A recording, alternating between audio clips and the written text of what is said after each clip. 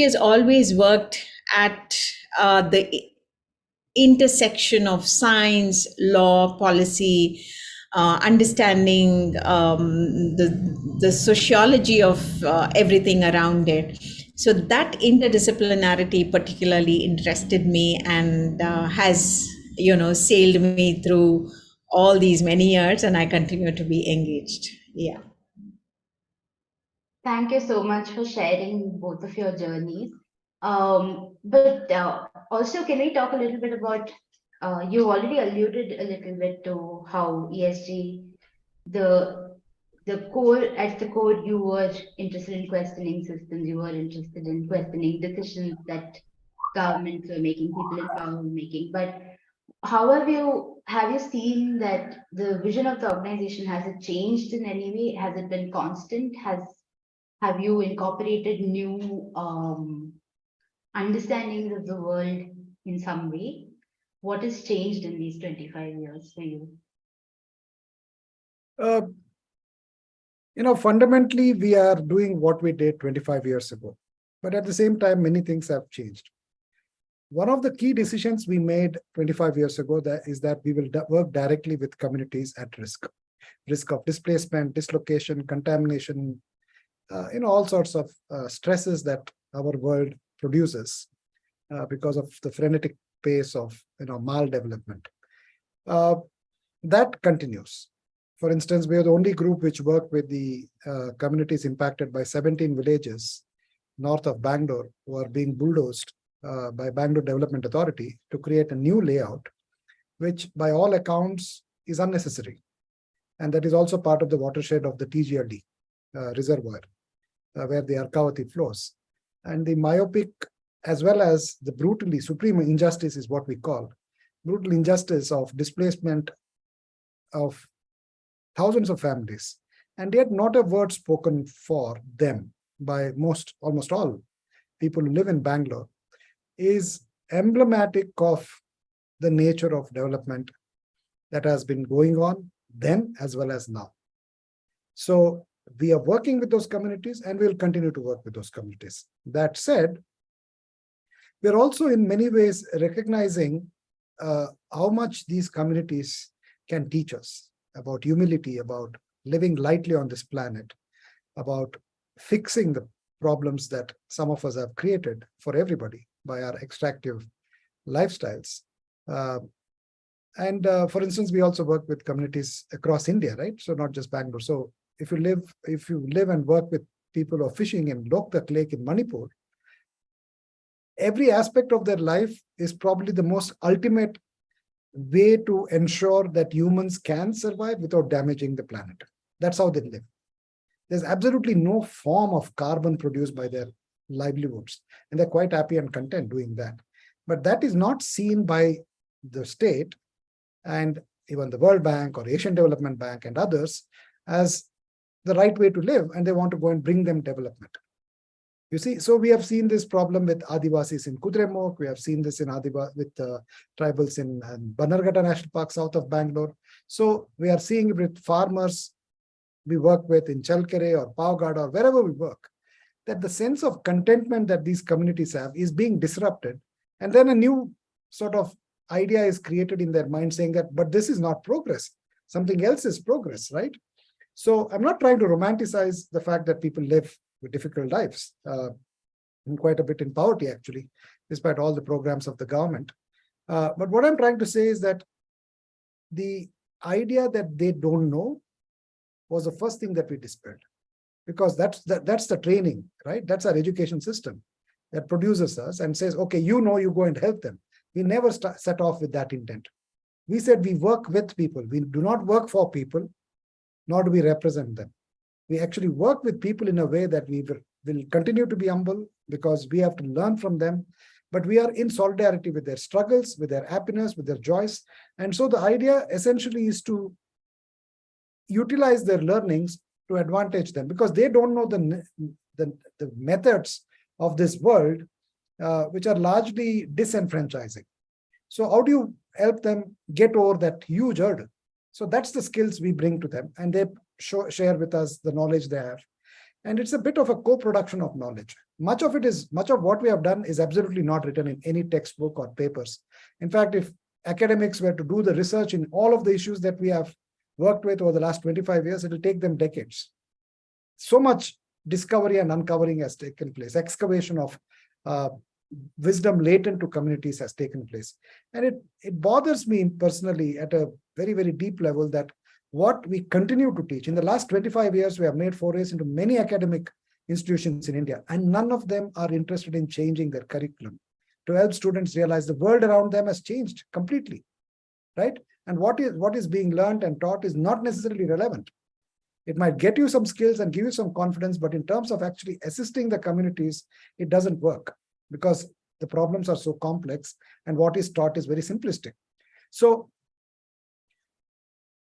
therefore, I think ESG's role has somewhat changed, that we now not only work with communities, but we also work to reform the thinking in higher levels of decision making, in bureaucracies, in political setup, amongst the intelligentsia, in the media, and the wider public. Their perceptions need to change to embrace what is a deep wisdom that is latent just about everywhere we work with, be it in the forests, in the villages, in urban poor communities, or in the question of contested commons, street vendors, you name it.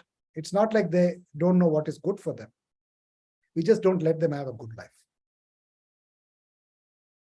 So what I'm understanding is that that you go with that ESG goes into each space with the understanding that communities know what's good for them or what they need, but their voices need to be taken to the right spaces. Am I? Is that a fair? In some ways, that is one of the things that we do. Yes. So one of the earliest campaigns that I think you ran in Bangalore was the Save Carbon Park campaign, if I'm correct. Do you see a big difference, first of all, in how much environmental awareness and how much interest there is in protection of the environment in the city since that period? And yeah, generally, can we talk a little bit more about, what you learned about getting people in the city, especially relatively privileged people, together to fight for a cause like this? How did it? See, the Save Carbon Park campaign was sort of the first in a series that followed, where the sense of power of collective action was realized. 40,000 people participated in that campaign. And this was at a time when you literally had to pick up the phone and mobilize, walk the talk. You couldn't email, WhatsApp, none of that was available, right? So you had to write postcards and get people to meet. And it worked. And it worked because there was a long and deep-set resentment in the wide public that despite achieving independence 60 years ago then, or 55 years ago then, the quality of life was deteriorating. And the quality of representation was worsening. If things are bad now, it was getting into that stage then itself. Things are far worse now. So we were also looking at the promise of the 73rd and 74th Amendment, in particular the Nagarpalika Act, which came in 92, and a slew of progressive legislative reforms that happened on the environmental and health sectors. And we said, while we are legislating aptly progressive ideas, why are we not making it become real for people? And a significant response to that was, we as a country are ritual legislators.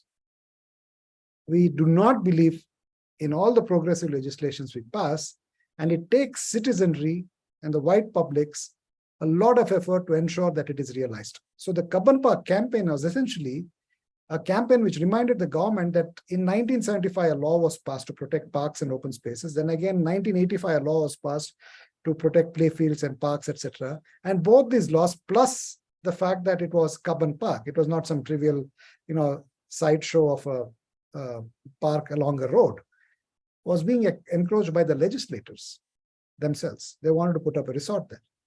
So all this came together, but it was also one of the significant moments when women and mothers came out And they said, if we can't protect Kapan Park, we cannot protect any park. And what it did was it pushed back.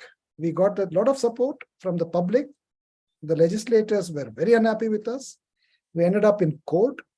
And the court, of course, supported some of our contentions, but did not support several of the other contentions. But the point is this, it resulted in a movement which actually went on to become the Bring Back Parks Everywhere movement. In fact, in the subsequent couple of years, a lot of effort of many, many residents associations and local communities was to say, why are there parks only in Sadashiv Nagar or in Jayanagar? Why aren't there parks in Goripalya or Lakshman Rao Nagar or Bomanalli, right? So the idea was that everybody has a right to access clean environment. And that right is only given to those who are elite.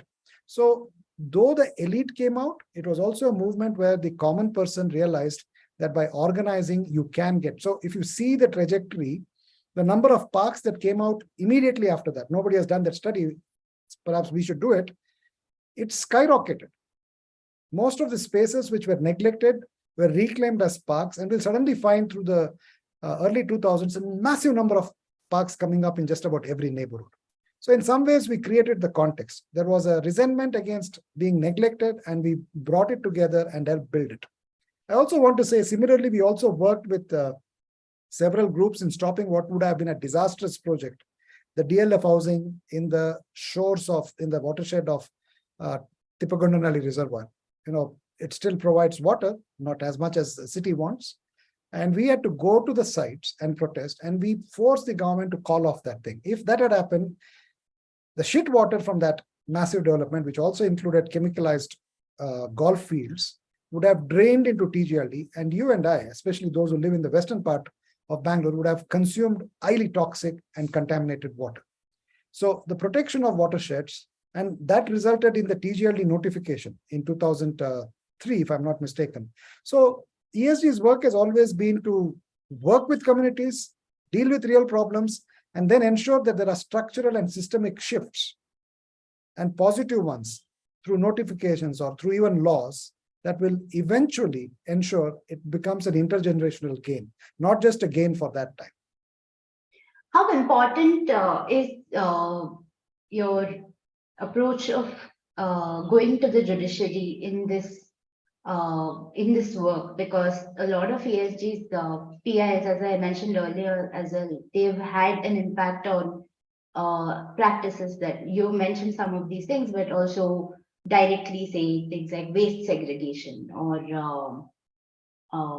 the lake Karnataka Lake Conservation Act, which came up. All of these were I would invite Bhargavi to respond to this, because you see, we go to the judiciary last, as a last resort, right. not as the first choice. We have never ever advocated that rush to the judiciary. We have said that's the last thing you should do, and there are many other things that we do before that. And I would invite Bhargavi to throw some light on the many other things that we do before we end up in the court, because the court is something that people notice. What they don't notice is a really painful struggle we have leading up to the litigation. And that's that would be interesting to learn, Bhargavi. What is the tipping point that pushes ESG or anybody else to the court eventually? What are the steps before? Yeah, thank you, Banu, and thanks, Leo, for saying that, you know, going to courts has been the last resort. So if you take any of the issues that we have taken up, so say the simple road widening project that started off in 2000, mid 2000s, and then it had reached a peak in 2008, where some 500 odd roads were to be widened. So what did this mean? It meant that, you know, footpaths would be gone, the trees would be felled, street vendors would be displaced, people would lose half their homes. And this was a project that was not providing compensation. It was only giving something called the TDR, the transfer of development rights. And if holding a piece of paper that would give them permission to build, go vertically, was not going to solve people's problems, because they were anyway going to lose half their homes. So it was at that time, what we did was we literally went to all these roads that were to be widened, that were listed to be widened. We went house to house explaining the challenges of, what would happen if the road would be widened. And the solution to congestion was not about widening roads, but to address public transport. The fact that Bangalore at that time had only X number of buses, and it was only a certain percentage of the population at that time, almost 48-50% of the population was using public transport. The need was only to increase public transport and not encourage people to have their own private cars, right? So this was something we tried almost in every neighborhood, and we conducted rallies, we held marches, but somehow the decision makers were not taking a note of it. They were not listening to what we were saying. And that was when we had to go to court as the last resort. But by then we had given representations, memorandums, met with all the concerned agencies, met with the local communities, and held meetings between the local communities and also the concerned authorities. So say, for example, Avenue Road, which is the road that connects the Bangalore North and the South, was to be widened at that point of time. And Avenue Road comes with so much of history. I would not be wrong if I say the growth of Bangalore started in Avenue Road, right? And why would you want to erase that history? And that history is also a lot of culture, tradition, the diversity of people, the diversity of trades, and so much that is happening out there. Why would you want to change that?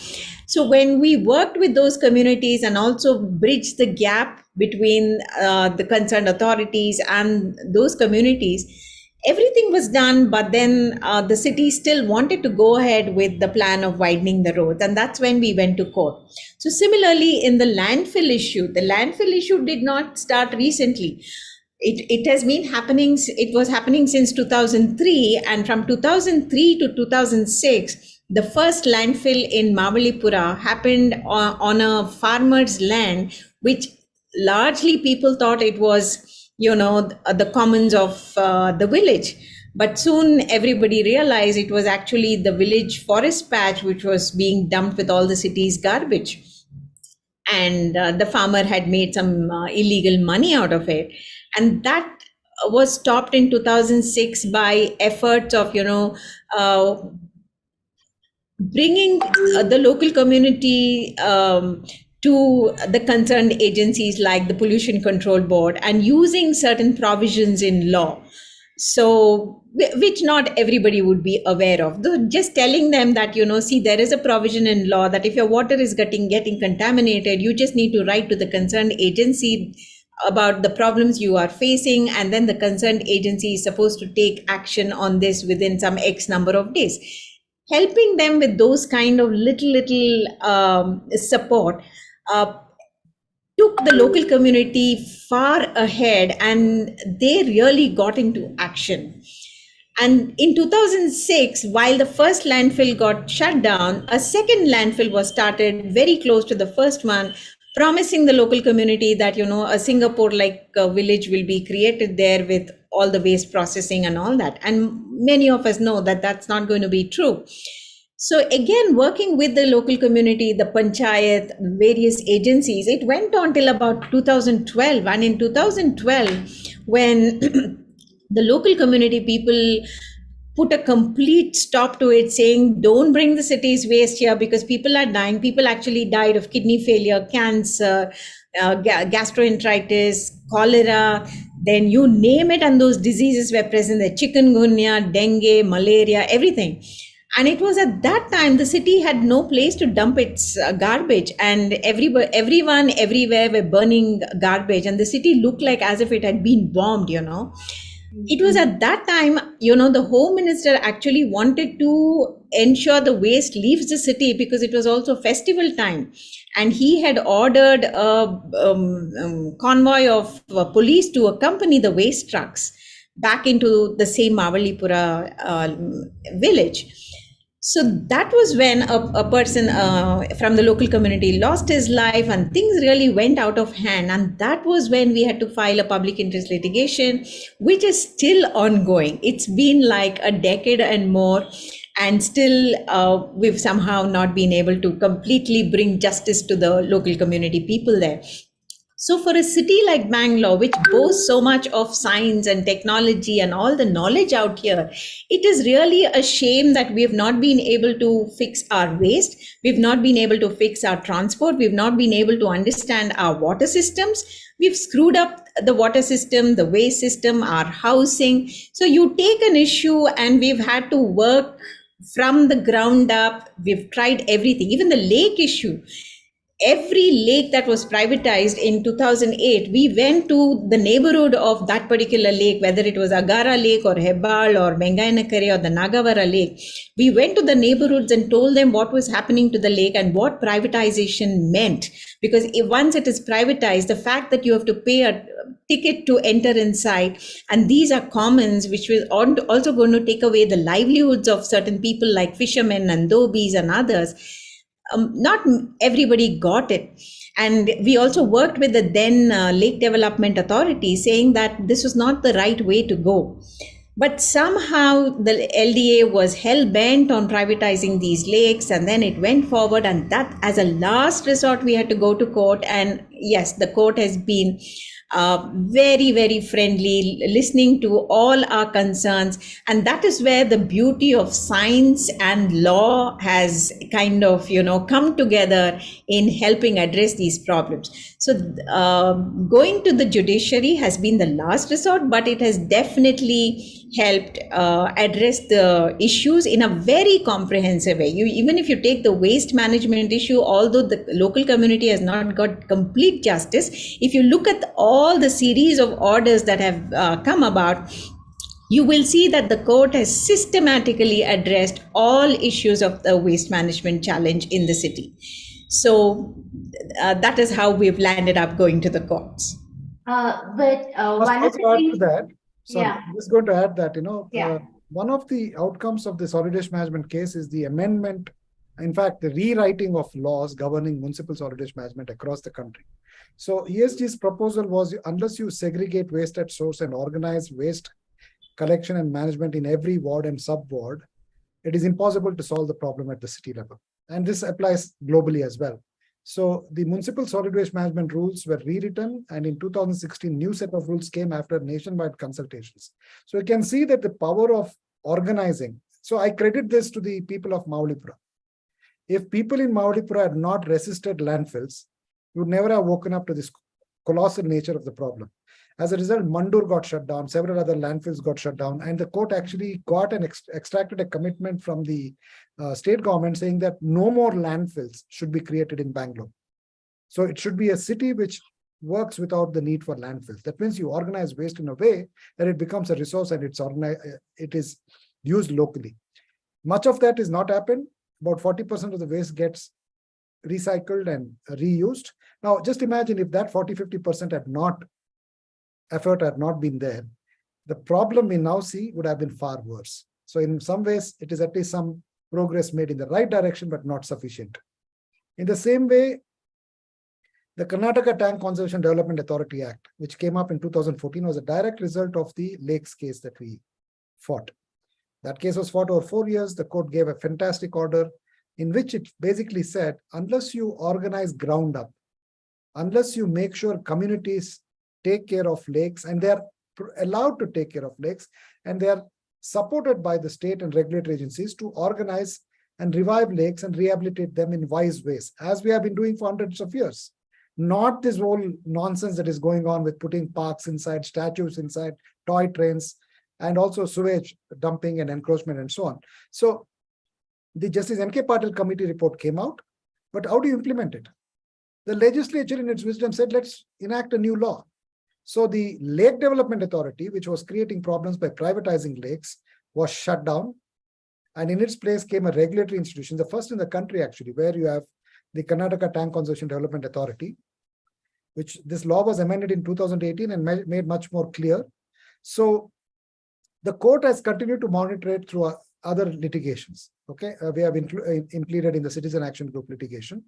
And while monitoring it, Chief Justice Oak gave a series of orders. He was Chief Justice for 3 years, in which he basically reconstructed the jurisprudence of what it should be ground up, and he made it applicable to the entire state. So every state, every district and sub-district now as a district lake protection committee, and people don't have to rush to court. You can access this lake protection committee locally for any issue related any lake or Raja Kalwe. We have thousands of kilometers of Raja Kalwes. How do you revive them? If you don't revive them, you can't revive lakes. People always focus on lakes, and that's the wrong end of the stick of the pipe, if I have to say that. If you do not revive Raja Kalwes, all lakes will die. So that was understood. And so the direction was there should be in every taluk awareness building, and we have been assisted in doing that by the Karnataka State Legal Services Authority. We have, for the last 1 year, been organizing taluk level workshops. We have covered Bangalore, we have covered Chitradurga, we have covered Koppal, we are going across the state. And when we started the litigation in 2008, officially there were supposed to be 35,000 lakes on the revenue records. Now it has reached 45,000 lakes because the courts forced the state to go and find, based on old maps, lakes which had been encroached. So some of them were not really encroached, they were just written off so that it can be encroached later. Many lakes in Bangalore have not died, but they're written off the maps by Bangalore Development Authority and revenue authorities. A lot of corruption involved in this. So this vigilance by the state, by the communities, by the people, supported by the judiciary, has revived one of the biggest water conservation movements globally. In fact, the United Nations Water has acknowledged the importance of this effort. And we feel quite proud about the fact that we have helped build, reimagine a new jurisprudence and a new methodology for governance of water commons. And this can be applied to all commons, grasslands, forests, streets, you name it, it can be applied to it. So it has to be ground up, it has to be deeply democratic, Right. absolutely not didactic. I don't want the Prime Minister's office involved at all in this. He has no business getting into municipal affairs. That he is doing now. But we want to stop that. We want to say that this has to be our effort. This is my imagination, your imagination, our city's imagination, and not Delhi imagination. That has Right. to. So I'm going to interrupt you, Leo, but so one of the things Leo is referring to here is the United Nations acknowledgement. UN gave ESG a Water for Life Best Practice Award in 2012, I think, right? Yes.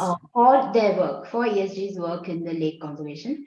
And rightly, as you said, what all of that work, especially around lakes, did was push for communities to be more involved in lake management and to question and try to understand and learn more about how lakes should be preserved. I think it's fair to say that by and large, anybody interested in, at least interested in lakes in Bangalore today, understands the idea of preserving stormwater drains or Rajakalways, of clearing those waterways and keeping sewage out, and all of those basic principles of what keeps the lake healthy and alive.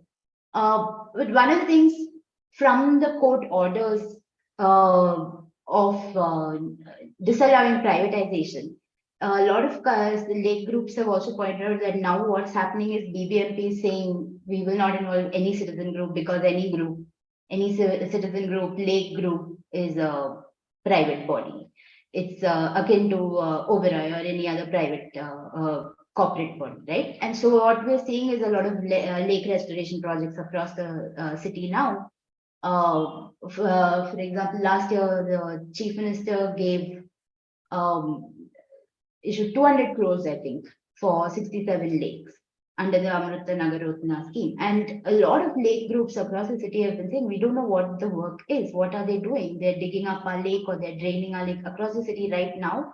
Perhaps in the run up to the election, lakes are being drained and potentially being desilted. Maybe the shape is being changed. People have no clue. And so even though there has been so much more awareness, and I think I'm wondering if are you seeing this contradiction as well, that there is more awareness, but there's also a greater push by state authorities or parastatal agencies to keep people out of the decision-making space? And what is the, what would you suggest, advise people trying to get back into that decision-making space in that sense? Look, I think there's a lot of misunderstanding about the outcome of the judgment. The judgment very clearly endorsed Justice N.K. Patil's guidelines. Very clearly, Justice Patil says, community involvement and community participation is essential to protect lakes. And lake protection committees must be formed for every lake. The problem we have, for instance, take Puttanalli Lake Conservation Trust. It's a private trust. They are in court on this issue. Okay. You and I can create a private trust and call it Banshankari Lake Protection Committee. The point is, the problem for regulation is that our intent may not be as good as Usha's, for instance. We might say, we'll use this as a front and we'll go and put toy trains. We'll put statues. We'll put walkways inside. Now, both have the same equal legal standing. Both need to be endorsed. You can't just endorse Puttanalli and not allow you, me, and Bhargavi calling something Banshankari Lake Protection Committee with the wrong intent. You see, this is a problem. So when you create law, it has to be equal to all. Everybody has an equal chance. So what we advocated is lake protection committees must be formed under the ward committees. Wherever there's a lake within a ward, the ward committee through the corporator must take responsibility to organize for that lake a collective process of creating a lake protection committee, which has the sanction of the court. But there's not one lake protection committee that has been formed till date like that.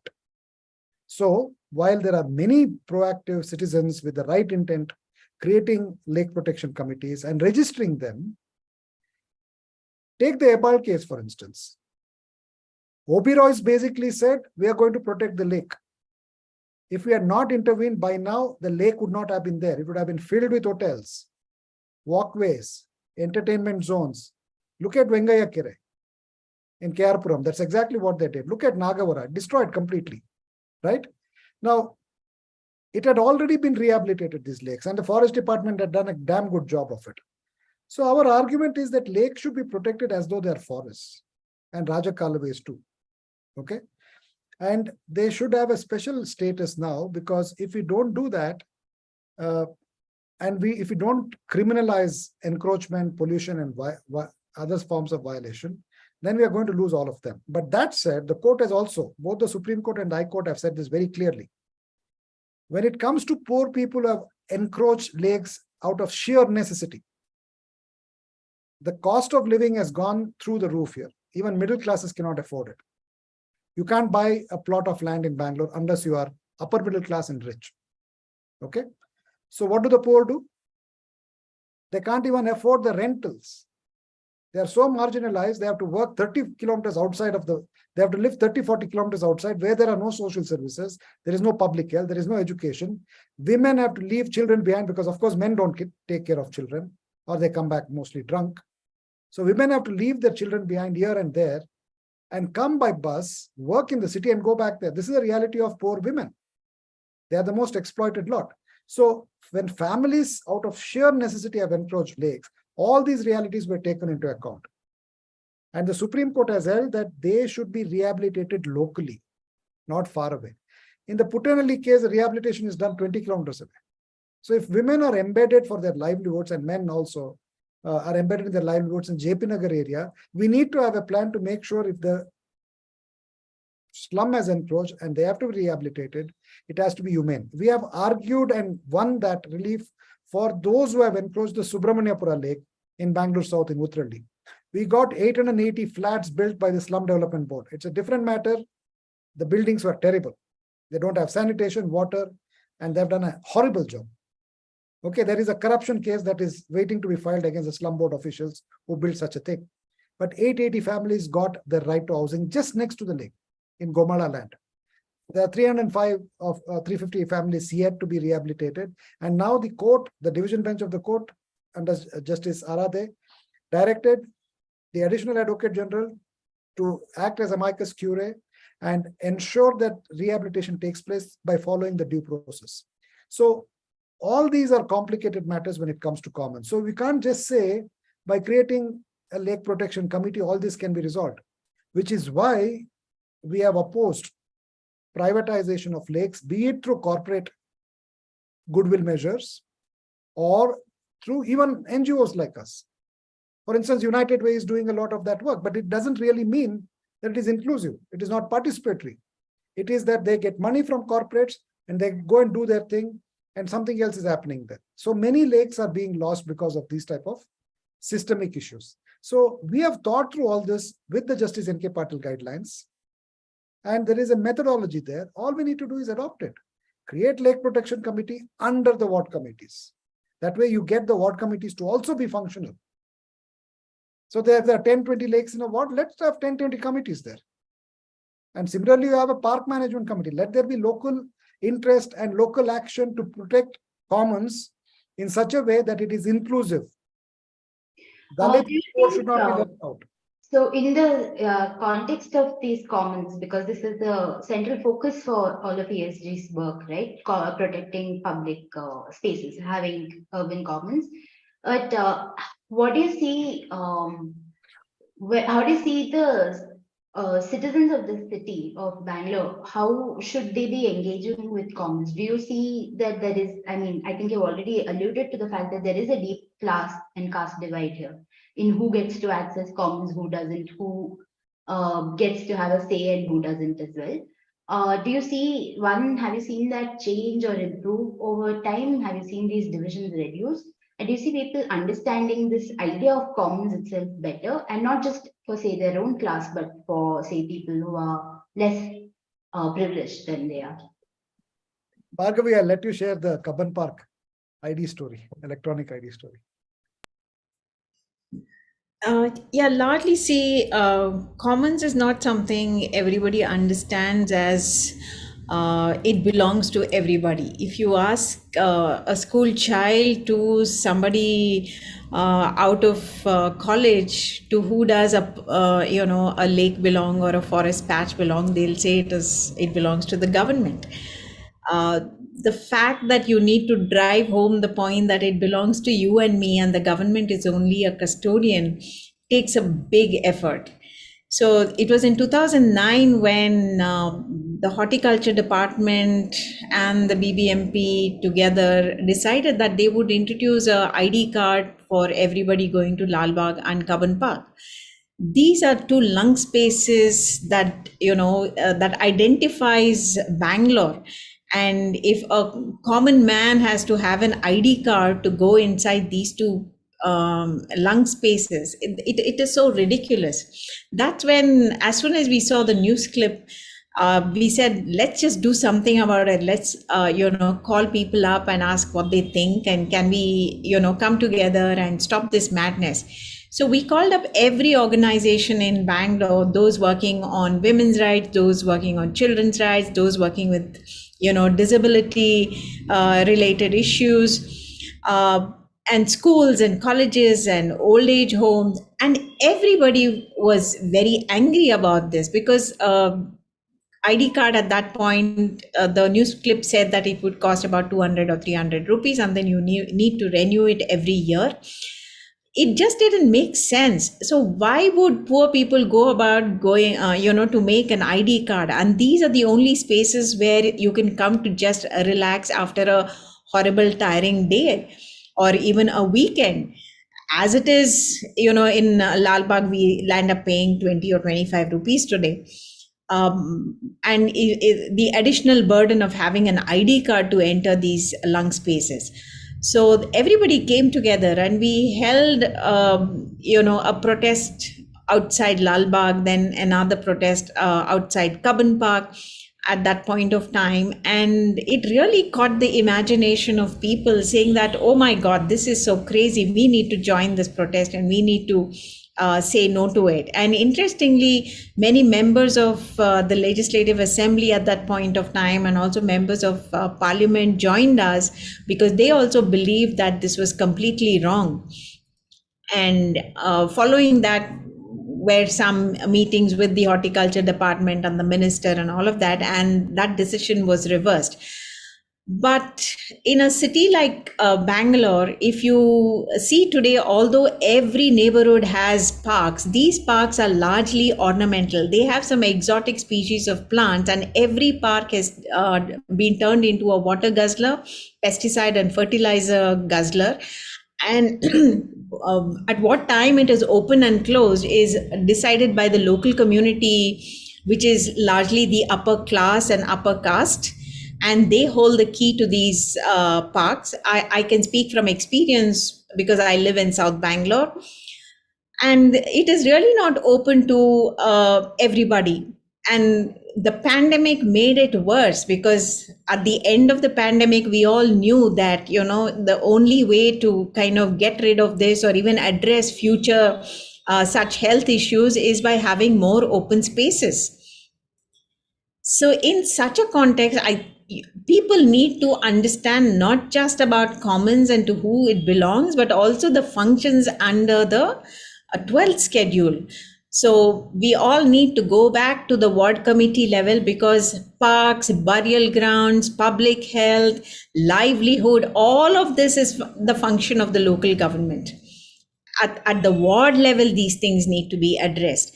And this is where awareness needs to be raised among all, and more people need to come into these ward level meetings, understand what's happening within their ward, and engage with all the issues, not just water and housing and electricity, transport, but every little thing. So today we are talking about air pollution, and our cities are among the top highly polluted cities of the world. And we cannot be solving this problem by, you know, putting sensors here and there and collecting that data and writing a paper in some academic journal. This needs to be addressed at the ward level. What are the decisions a ward can take in with respect to, can we walk? Can we create the infrastructure to walk? Can we create the infrastructure to cycle? Can we create possibilities of bringing back the cycle rickshaw, the electric three-wheeler that we see in many other cities like, you know, Jaipur or Guwahati, or there are so many other cities which have these electric three-wheelers, which ferry people, particularly that last mile connectivity we talk about. Can we bring those things? These are issues that can be addressed at the ward level. So there is a urgent need for people to understand the need to engage at the ward level, understand the 73rd, 74th Amendment, make sure that these provisions are fully implemented by letter and spirit, and that's the only way to go. So I'm hearing that obviously local level democracy at the level of a city is a crucial, is a necessity for any kind of environmental preservation, right? But obviously we're now into our third year without any sign of the BBMP elections happening so far. Do you think that the elections will change some of this? Would it also, I mean, having the BBMP elections, will that improve the situation a little more? Will it improve ward committee functioning, for example? And is it something that ESG as an organization, for all the work you guys are doing, do you see that it can push, it can give some of the projects you're working on a greater push if we have more local governance and more functioning local government rather than, you know, parastatal agencies? Yes, I think so, because see, it was in the solid waste management case that the court realized the challenges of the waste at the ward level. It asked waste to be weighed at every ward level, and it made sure, it realized that the ward committees were not in place, and it asked the city municipality to go ensure ward committees are set up, the ward committee meetings are held, the minutes are up. And today it is because of that effort, at least there is, you know, a website which captures much of this. And we also did a series of workshops with ward committee members to help raise understanding of what really can be done at the ward level, to help them imagine the multiple issues that can be addressed at the ward level. Unfortunately, yes, the 3-year delay has kind of slowed down things, but then I think today people are in a better position to understand the need. Particularly the pandemic taught us all a lesson, because it was finally at the street level that people were ferrying foods. People were, you know, ensuring everybody got a bed or a medicine or every other little thing, right? So people have understood that we need to work locally. And if at all elections are held and the ward committees are put in place again, I think a lot more awareness is present today, and it will bring some change. See, these are things that cannot bring changes in a period of 3 years, 5 years, like a funding agency cycle. It's going to take its time. So the Mavalipura case is a classic example. We've been working with them since 2003, and it's 2 decades nearly. And now today, the people of the local community, they can do so much by themselves. We learn so much from them. They are far ahead of us. The next generation of the local community, they are much aware. The youth of that community are aware, because one, they experientially lived those problems and they saw their parents' generation struggle with it. So they're a lot more engaged. So similarly, if the seed of local governments at the ward level is seeded today, and that awareness is there, 10 years from now, 20 years from now, we will definitely be in a better position. Just want to add to that and say that, the question is interesting because it is also a question that came up prior to independence, right? And, when the mutiny took place in 1857, the Crown took over from the East India Company and controlled this vast South Asian region. When they controlled it, they brought Lord Mayo, and he was supposed to be very efficient.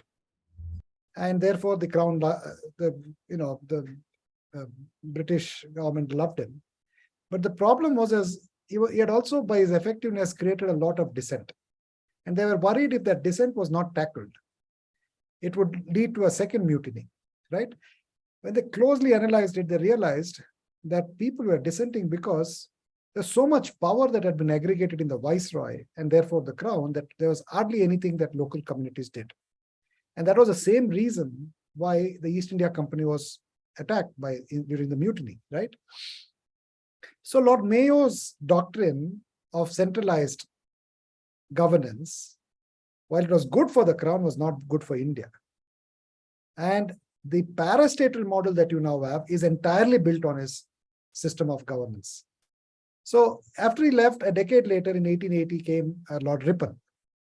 He is known as the good Ripon because he was supposed to be a very, very a person who actually not only created he's called the father of local self-government in India, by the way.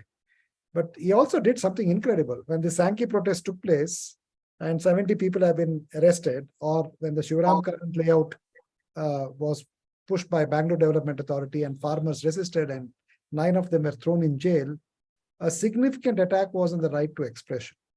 There is an High Court order which is problematic, in which it says that people should not gather to discuss, debate, except within the confines of the jail, which is now called the Freedom Park.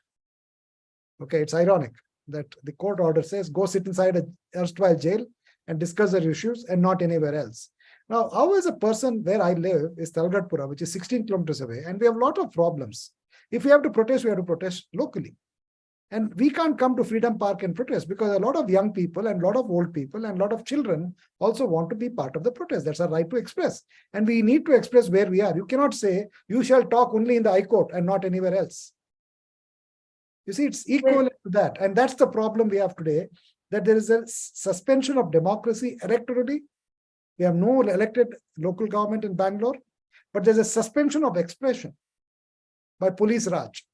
The police Raj that we now have is just as the police Raj was during the colonial period. They're using the Colonial Act to act as colonialists. Be it the Director General of Police, Mr. Sood, or the Commissioner of Police, they're acting just as commissioners acted or Director Generals acted during the colonial period. So we have a serious problem here. Not only do we not have a right of representation, our right to expression has been snatched away. And if you try and express yourself in as meaningful a manner as you think you can do, then you're attacked and said, oh, you violated the court order, you have gone and protested in Sankey Tank, you've gone and protested in the villages which are getting bulldozed. Now, where else do you protest? You protest where the damage is taking place. If a lake is getting polluted, will you go and protest inside Kaban Park? I mean, it's nonsensical. So If we have elections, and I don't know if we will have elections, we are having state elections now. What is the next excuse they will give to postpone the civic elections? I have no idea, but they have been giving all sorts of excuses. And the reason why this is happening is there is a concentration of municipal power in the members of Legislative Assembly. We have 28 MLAs in Bangalore. They love to get involved in how your pavement is made, how your canal is redesigned, how K100 happens, or Kaban Park Smart City happens. And worse is that this is directly done from the Prime Minister's office. Now, why can't the Prime Minister become a municipal worker then?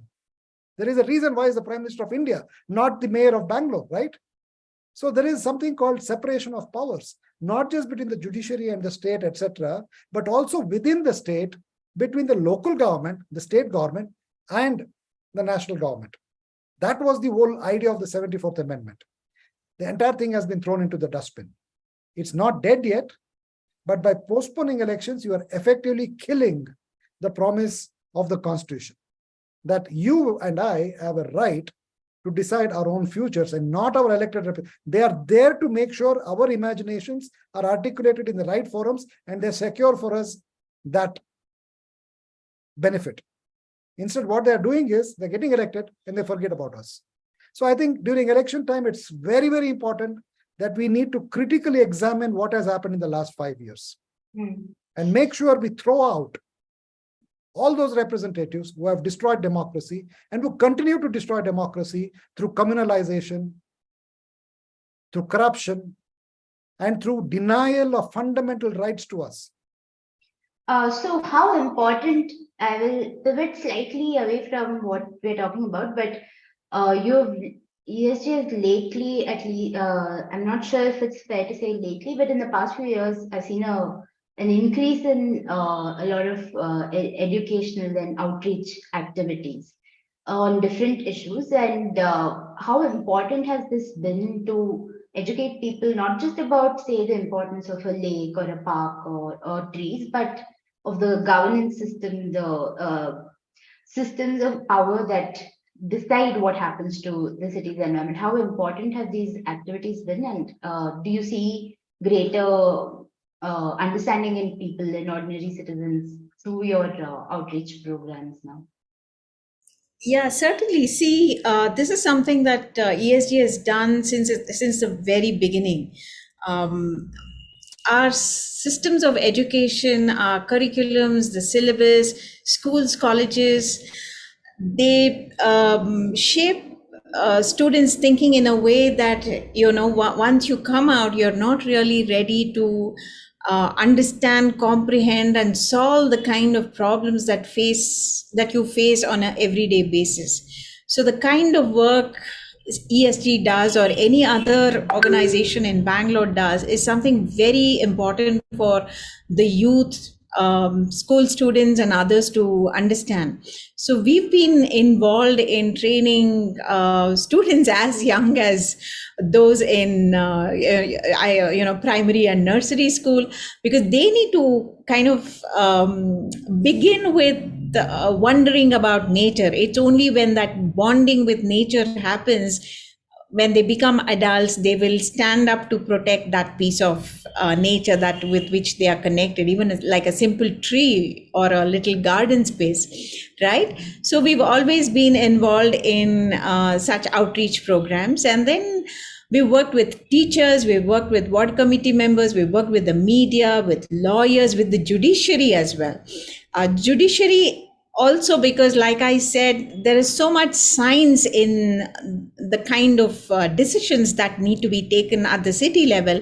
And many a time the science is like pushed to a corner and decisions are made. And it is the science that helps people understand the impacts of a particular decision, right? So that is where our outreach programs have helped. It has also helped people think critically.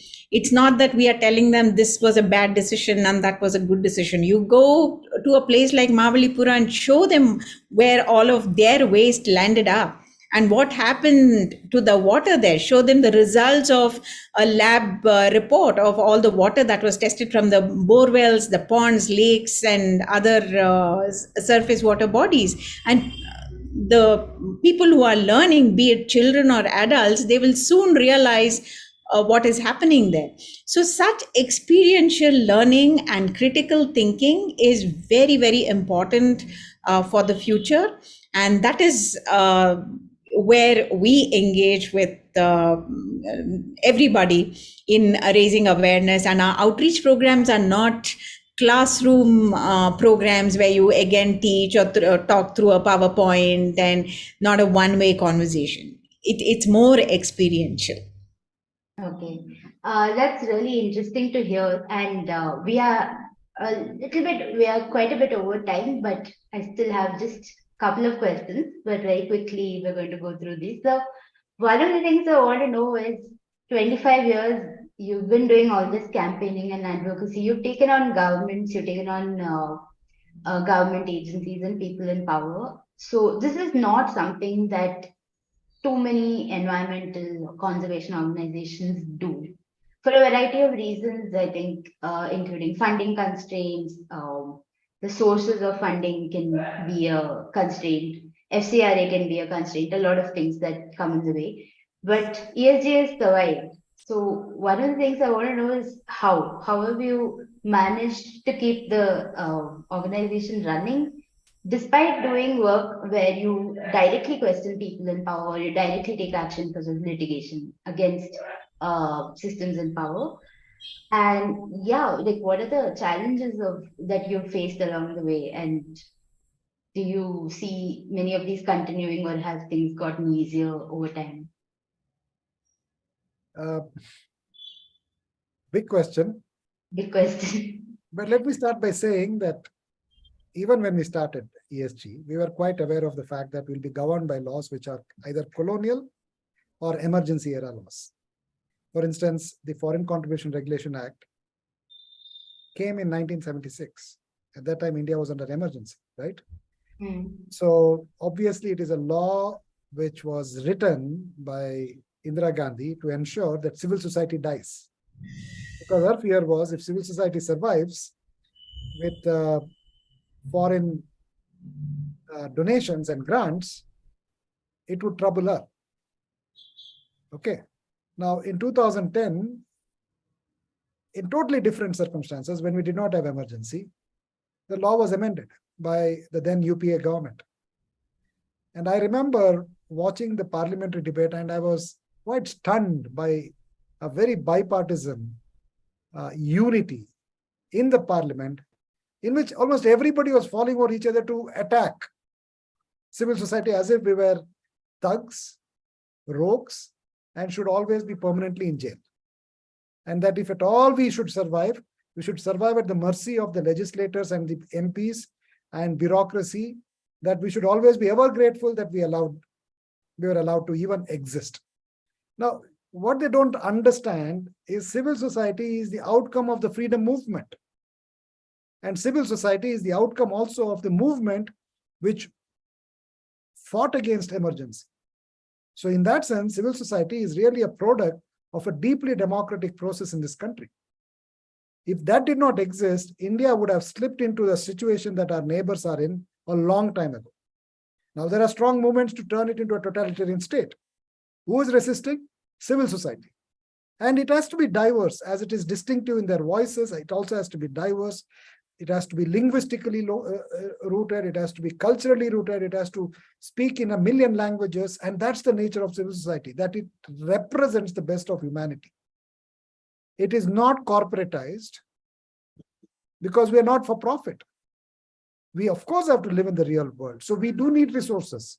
So while our resources are really few and far between, we have to be extremely inventive. So Bhargavi and I, for instance, have to do 2 or 3 jobs to make sure that we survive. And we have to do all those jobs to ensure that we have some resources. We have to teach, we have to fight cases. Like, for instance, I have been litigating since 1997. We couldn't afford lawyers. I'm a party in person since then. I started doing that to fight against mining in Kudremukh, and we succeeded in stopping mining there. Everyone believed it wouldn't happen. I didn't know how to argue, but I sat in the court and learned how to argue. I watched other people and I said, okay, this is how you argue, and made my mistakes, but I learned eventually. And the courts have been great. I mean, the judges have been very supportive for the kind of stuff that we are bringing to the court, because we do our research. Anything that we have written is based on a very thorough research. We have used our education, we have used our analytical skills to write reports, to write petitions that anybody can use as if it is written for a textbook purpose, right? So what we are representing by the existence of ESG is that civil society actually advances transparency, accountability, and deep democracy. Now, imagine if Bangalore did not have ESG. Would the Kaban Park campaign have happened? Would the Arkavati protection notification have happened? Would the lake privatization have stopped? And could we have had a special law? I'm just speaking for ESG, but there are many other civil society organizations which have done incredible work in their own fields. So you need to see that in its totality. So in any progressive country, civil society will be supported. In Brazil, for instance, whenever there has been a progressive government, civil society gets a lot of support. The entire Amazon gets saved because of it. In African situations, wherever there are progressive governments, you see civil society goes and stops mining in forests, stops river diversions, stops piracy, stops poaching of animals. We have seen that in China, when civil society has been taken out, forget human rights being destroyed, the kind of extractive development that has taken place completely changes the course of the country. So we have kicked out the days of the Raj a long time ago. We are a republic. A true republic has to have a civil society as its pillar. Without that, that is not a republic, it's a fake republic. And today's efforts to control and constrict civil society are essentially to create a state in which there will not be dissent. A bureaucracy is embedded in the decisions of the political class. We are not. And that liberal thinking, that free voice, and we, by our existence, we actually create spaces so that people who have jobs to do other than working full-time, but they have the intent, will be kind of encouraged to say, you know what, I can go to EST and get some help. I can go to ALF and get some help. I can go to PUCL and get some help. And then do their own thing. Now imagine these organizations don't exist. For instance, if Oxfam didn't exist, you wouldn't know how much of the wealth that you and I and all of us produce is ending up in the hands of just 1% of, if the top 10% richest people are taken into account, 80% of our wealth is in their hands. That means the rest of us are living, 90% lives with 20% of resources. So this kind of statement, this iniquity, this disparity, this violence, this structural violence, the attack on women, on Dalits, on Muslims, all of that is because civil society survives. Without that, there will be deathly silence. It's as good as we are dead as a democracy. So, and the Supreme Court and the High Courts have to hold it together. We have seen patchy responses there, but one hopes there'll be courage and conviction, and not the lack of courage that actually created lack of democracy during the emergency, when Justice Chandrachud of that time gave an order which effectively destroyed democracy in 1975. We hope that doesn't happen again. You see, so that courage has to come because all of us exist. We're not going to go away. We're going to continue to struggle. But at the same time, we also live in the real world. We have families to take care of. We have aged parents who need our support.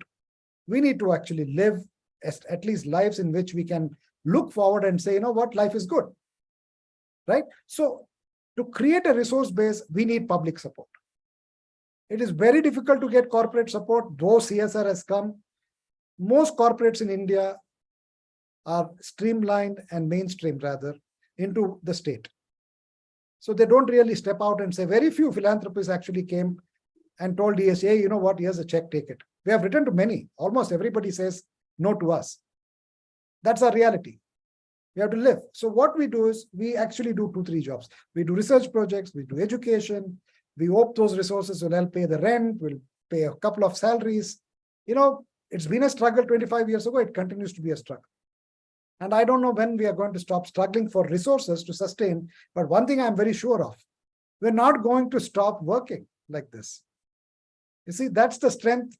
You know, when we work with younger people who have just started, and they bring that enthusiasm and their ideas, and they say, hey, you know what, this is a space. I worked with the corporate sector. I got tired. I love this space because it's so accommodating, so humane. Then I say, why is the rest of the world so inhumane when all the money is there? We don't have money, but still we can be humane, right? So it's that kind of feeling that really encourages us, and the bonding we have with the communities, the struggling communities. They also are feeling the heat of maldevelopment and the lack of democracy. But they are keeping on, and they inspire us. So just like Urvani, for instance, I mean, just if you didn't have Urvani, how would you even imagine citizen matters even evolving? You see? So I think we all are in this together. And if citizenship has to survive, civil society has to survive. They are intertwined. Okay. On that note, I will ask you both for one final question. I mean, it's really great. I can see that. I think it's fair to say even Urvani struggles from time to time, and it's great to see that you're still sticking with the fight. The spirit is there. The fighting spirit is there, and it's going to continue. But apart from the civil society organizations, there are people across the city who are interested, right? They're concerned about the city and its natural resources. As you have pointed out, that awareness and understanding of the importance of the environment has gone up, especially since the last couple of years with the pandemic as well as the floods that happened last year. So, what is just one and very brief, one important thing that you think, one aspect that every citizen should pay attention to? I'd like both of you to respond, both of you to, give us some advice as citizens. What are things that we should be focusing on if we want to make our cities better? Bhargavi, do you want to first? Yeah, I think there is a need to engage at all levels. So that engagement will throw light on everything that's happening around us, and people will, you don't need organizations like ESG, ALF and PUCL to go around raising awareness. You will see things in black and white there yourself when you engage, and many more ESDs and ALFs and PUCLs will be born out of that, because you need to engage to see the injustice of the decisions that are being taken, right? So engage is a word, I would say, and then critical engagement is very important. Well, I would say engage, yes, of course, but write freely, write openly, write your views, express, but also express by writing a check to ESG, especially the high net worth individuals. I believe $100,000 millionaires in Bangalore. I mean, come on, look at us, guys. We have been here for 25 years. Most parks, lakes are there because ESG survived. So you want ESG to survive, then we can save the forests as well. But then we have very, very, very meager resources. We just about struggle to survive every quarter. And we have been going. I don't know what's going to happen after a quarter, but then I'm not going to give up hope. And I'm hoping that through Urvani, and write a check to Urvani as well. Why do you write one for us? Write a check first to ESG and then to Urvani. I second that. Everybody watching, if you're able to, please write us all checks, because this is how we can continue having these conversations and reporting of this sort. Thank you so much, Leos. Thank you so much, Bhargavi, for having for organizing really open conversation with us. And also want to share this on 27th of this month, that is April. We'll be commemorating ESG's 25th anniversary, and I'm happy to share that Professor Sheila Jasnoff from Harvard Kennedy School, she won the Allberg Award last year, which is considered to be the equivalent of a Nobel Prize for social sciences. She will be giving a keynote address. We'll also have a small exhibition, which will kind of portray the diversity of our work across 25 years and multiple landscapes. And Mr. Aditya Sondhi, who is a well-known senior advocate, has agreed to chair that session. We are still putting the details together, and we invite each and every one of you to participate in this. It will be at the Bengaluru International Center. Ravichandra has been kind enough to give it to us at a marginal rate, and we are so grateful that they are supporting us this way. Let's hope that, it will also be a time when we acknowledge the importance of civil society, civil action, and working for the public cause through public interest, non-profit orientation. I mean, let's forget about profits. Enough money has been made. The planet is getting destroyed because of that. Let's work for each other and for the planet. Thank you. Thank you. On that note, I think we'll have to say goodbye. Yeah. Do you want to say Bye. something? Thank you. Okay. Thank you. Thank you so much. All right, Bye. have a good day. Yeah. Thanks so much.